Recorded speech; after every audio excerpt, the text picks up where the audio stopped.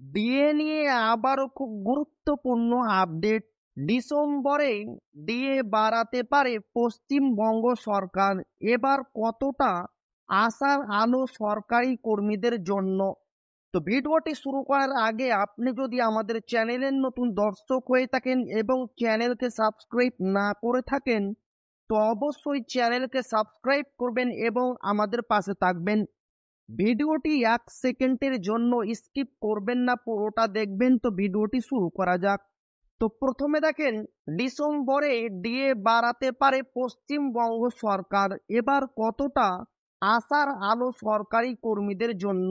যত সময় যাচ্ছে ততই বাংলার সরকারি কর্মীদের ডিএ বৃদ্ধির দাবি জোরালো হচ্ছে। একদিকে যখন লক্ষ লক্ষ কেন্দ্রীয় সরকারি কর্মীরা 53% হারে ডিএ পাচ্ছেন, সেখানে বাংলার সরকারি কর্মীদের কপাল যেন খুলতেই চাইছে না। বিগত কয়েক মাস ধরে বকেয়া এবং কেন্দ্রীয় হারে ডিএর বৃদ্ধির দাবিতে আন্দোলন করেই চলেছেন সরকারি কর্মীরা। তারপরও যেন সরকার সেদিকে কর্ণপাত করতে রাজি নয় বলে অভিযোগ। তবে শোনা যাচ্ছে সবকিছু ঠিকঠাক থাকলে ডিসেম্বর মাসেই হয়তো ডিএ বা মহার্ঘ ভাতা বৃদ্ধি করতে পারে মমতা বন্দ্যোপাধ্যায়ের সরকার।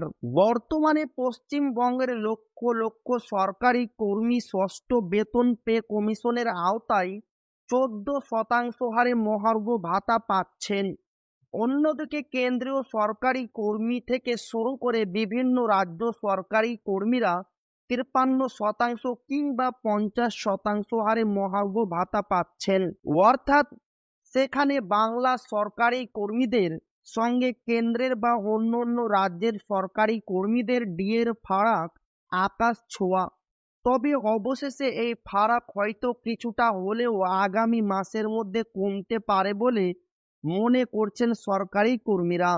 বাংলায় কবে সপ্তম বেতন পে কমিশন কার্যকর হবে, সেই সঙ্গে সকলের ডিএর মাত্রা কবে বাড়বে, সেই অপেক্ষায় চাতক পাখির মতো সরকারের দিকে তাকিয়ে রয়েছেন লক্ষ লক্ষ সরকারি কর্মীরা। কি বলছে সরকার, যদিও এ বিষয়ে এখনো অবধি স্ক্রিপ্টটি নোট মোডে রয়েছে পশ্চিমবঙ্গ সরকার। সত্যি কি আগামী ডিসেম্বর মাসে সকলের মহার্ঘ ভাতা বাড়াবে সরকার? এ বিষয়ে এখনো অবধি কিছু বলতে রাজি নয় পশ্চিমবঙ্গ সরকার।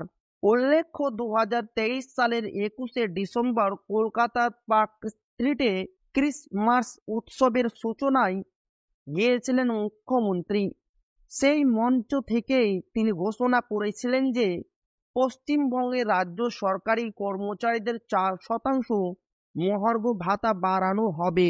জানুয়ারি থেকে পশ্চিমবঙ্গের রাজ্য সরকারি কর্মচারীরা 10% হারে ডিএ পাচ্ছিলেন।